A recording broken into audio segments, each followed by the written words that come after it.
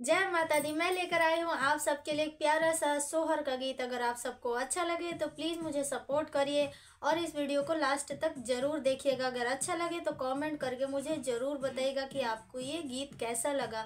तो चलिए सुनते हैं प्यारा सा सोहर गीत।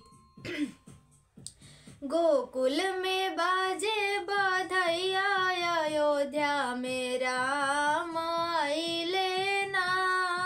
गोकुल में बाजे बधैया, अयोध्या में राम आइले ना। राम आइले लक्ष्मण आइले, राम आइले लक्ष्मण आइले, और सीता दे मैया, अयोध्या में राम आइले ना। और सीता दे मैया, अयोध्या में राम आइले ना।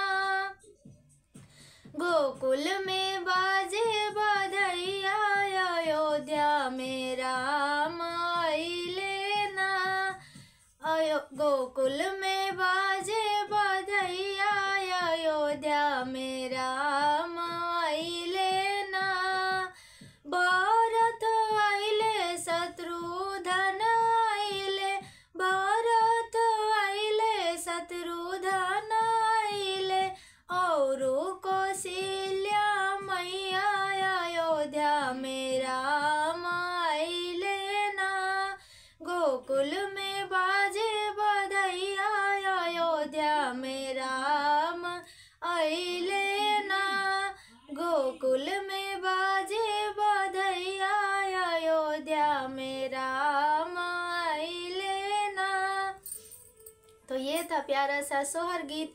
अगर आप सबको अच्छा लगा हो तो प्लीज़ मुझे सपोर्ट करिए और कमेंट करके ज़रूर बताइएगा कि आपको ये कैसा लगा वीडियो। प्लीज़ सब्सक्राइब ज़रूर कर दीजिएगा और बेल आइकन को ज़रूर प्रेस कर दीजिएगा ताकि मेरे नए वीडियो का नोटिफिकेशन आप तक जाए। जय माता दी।